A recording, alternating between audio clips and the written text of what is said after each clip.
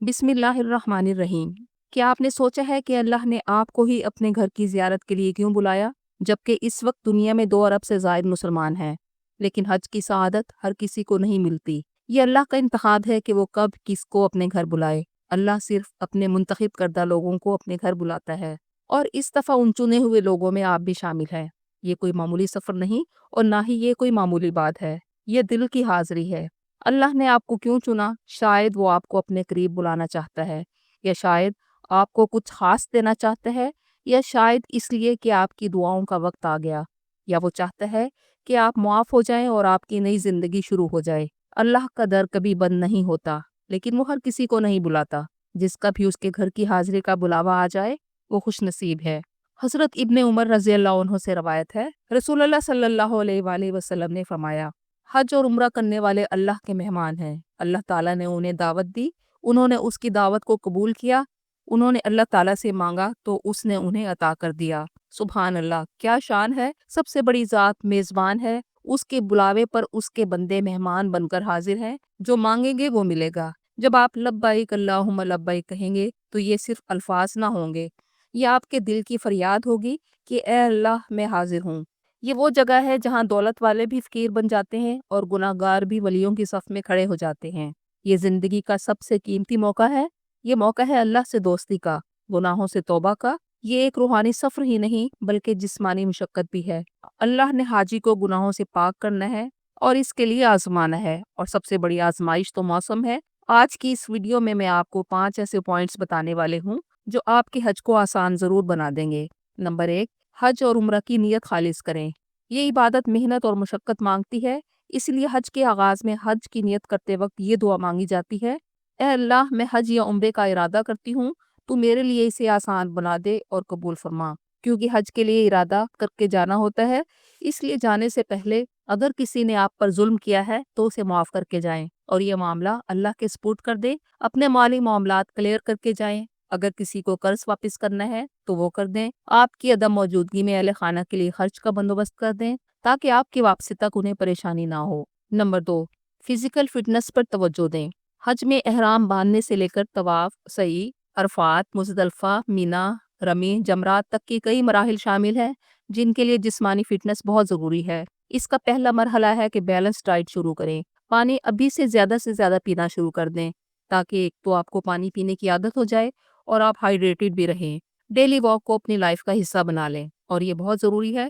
پیدل چلنے کی ٹائمنگز کو آہستہ آہستہ بڑھاتے جائیں اور 5 سے 6 کلومیٹر تک ڈیلی واک کریں، اور اگر آپ 2 گھنٹے تک مسلسل چل سکتے ہیں تو آپ کے لیے حج آسان ہو جائے گا۔ حج اور عمرہ کے علاوہ باقی دنوں میں جب آپ طواف کریں گے تو بعض اوقات مطاف میں رش کی وجہ سے جگہ نہیں ملتی تو برآمدوں میں یا اوپر طواف کیا جاتا ہے، تو اس میں تقریباً 2 گھنٹے لگ جاتے ہیں۔ رش کی وجہ سے آپ تیز بھی نہیں چل سکتے۔ اگر آپ کو پہلے ہی چلنے کی پریکٹس ہوگی تو آپ ان تمام عبادات کو بہتر طریقے سے ادا کر سکیں گے۔ اگر آپ ٹرین یا بس کے ذریعے مزدلفہ سے جمرات کے لیے آتے ہیں تو حج کا اصل امتحان یہاں ہے۔ شیطان کو کنکریاں مارنے کے لیے پیدل ہی آنا اور جانا ہوتا ہے، اور اگر آپ کا خیمہ جمرات سے دور ہے تو یہ فاصلہ 1 سائڈ کا 4 کلومیٹر تک بھی بن جاتا ہے۔ اس لیے خود کو فٹ رکھیں تاکہ عبادات احسن طریقے سے کی جا سکیں۔ ڈاکٹر سے مکمل چیک اپ کروا لیں۔ اگر بلڈ پریشر، شوگر یا ہارٹ کا کوئی مسئلہ ہے تو ڈاکٹر سے گائیڈنس لے لیں۔ ضروری میڈیسن بھی ساتھ رکھیں۔ اگر آپ فزیکلی فٹ بھی ہیں پھر بھی سمپل میڈیسن ضرور رکھیں۔ عموماً وہاں وائرل انفیکشنز ہوتے ہیں، اس لیے گلے کی خرابی کی صورت میں متعلقہ میڈیسنز اور پین کلر ضرور رکھ لیں۔ اپنے سامان میں ORS کے پیکٹس رکھنا مت بھولیں۔ یہ چیزیں وہاں سے بھی آپ خرید سکتے ہیں، لیکن وقت بچانے کے لیے بہتر ہے کہ آپ کے بیک پیک میں موجود ہوں۔ نمبر 3، ضروری سامان مکمل رکھیں۔ آپ ایک چیک لسٹ بنا لیں جن میں یہ چیزیں شامل ہونا چاہیے۔ نمبر 1، آپ کے متعلقہ ڈاکومنٹس کی فوٹو کاپیاں۔ اگر آپ جاب کرتے ہیں تو ڈپارٹمنٹ کی طرف سے NOC۔ بعض سرکاری ملازمین خود کو ملازم شو نہیں کرتے، لیکن آپ ایک نیک کام کے لیے جا رہے ہیں تو غلط بیانی اور جھوٹ سے کام نہ لیں۔ نمبر 2، حج کی ادائیگی کی کتاب، جو کہ آپ کو حج کی ٹریننگز پر بھی دی گئی ہیں۔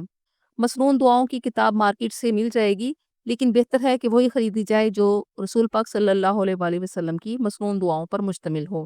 نمبر 3، تسبیح اور ایک طواف کے لیے 7 دانوں کی تسبیح۔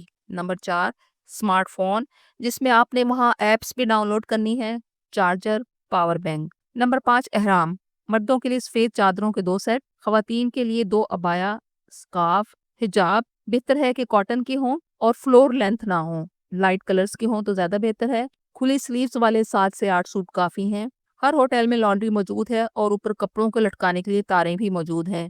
گرم ہوا چلتی رہتی ہے، بہت جلد کپڑے سوکھ جاتے ہیں۔ سرف کے ساشے لے جائیں۔ نمبر 6، جوتے کمفرٹیبل اور میڈیکیٹڈ خریدیں۔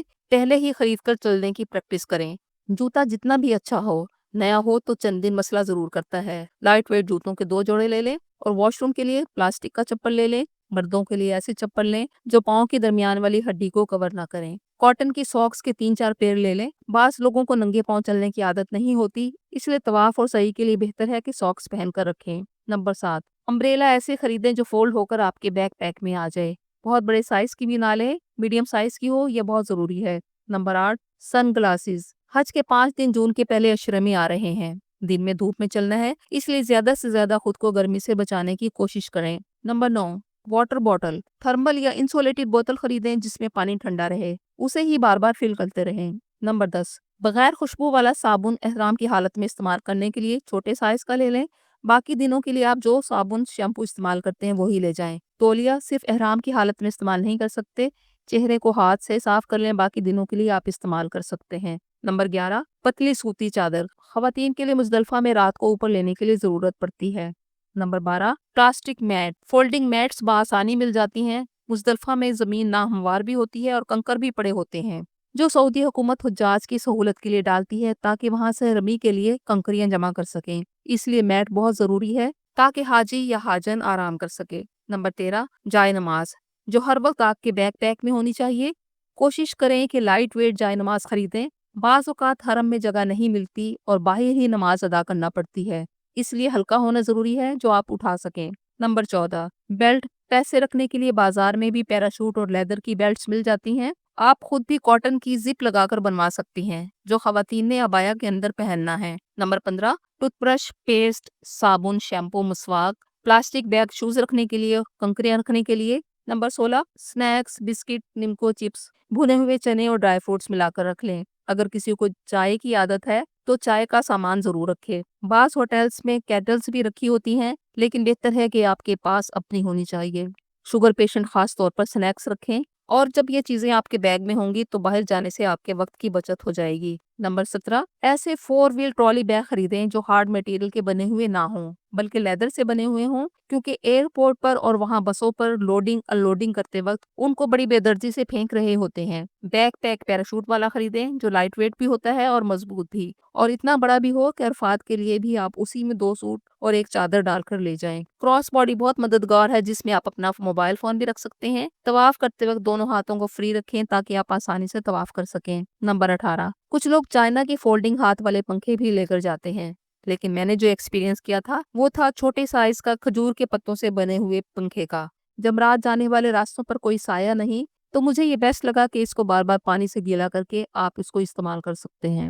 نمبر 4، حج کے مسائل سیکھیں۔ اس مقصد کے لیے حکومت کی طرف سے حجاج کی ٹریننگز بھی کروائی جاتی ہیں اور لٹریچر بھی دیا جاتا ہے۔ زیادہ خیال آپ کو حالت احرام میں رکھنا ہے۔ حالت احرام میں درختوں، پودوں کو نہیں توڑ سکتے اور حشرات حتیٰ کہ جون تک کو نہیں مارا جا سکتا۔ البتہ سانپ بچھو کو مارا جا سکتا ہے۔ جسم پر خارش نہیں کی جا سکتی کہ جن سے بال ٹوٹ جائیں۔ حدود حرم شروع ہوتے ہی اس جگہ کی حرمت کا خیال رکھا جاتا ہے۔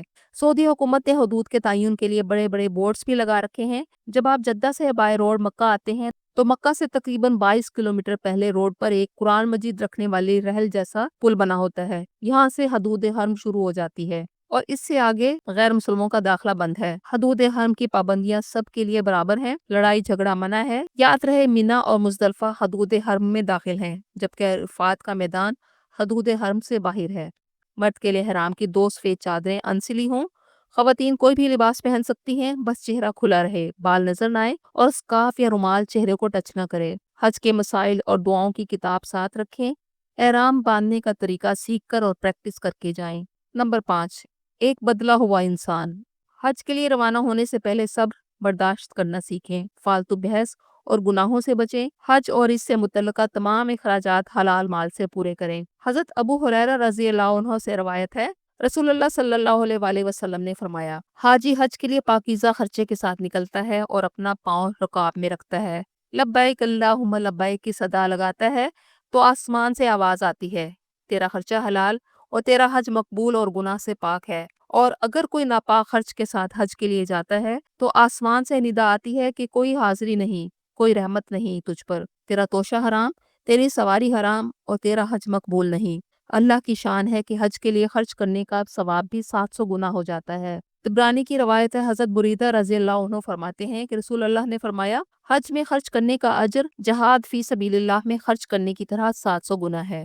حج پر جانے سے پہلے رواداری، احسان اور احساس کی عادت ڈالیں۔ لڑائی جھگڑے، غیظ و غضب، بغض و حسد اور تفرقہ بازی جیسے رذائل سے اپنے دامن کو بچانے کی تربیت حاصل کریں۔ جس سفر پر آپ جا رہے ہیں وہ تربیت کا سفر ہے، اور جو کوئی اس سفر سے واپس لوٹتا ہے تو وہ ایک نیا اور بدلا ہوا انسان ہوتا ہے، جو اس طرح گناہوں سے پاک ہو جاتا ہے جیسے آج ہی اس کی ماں نے اسے جنم دیا۔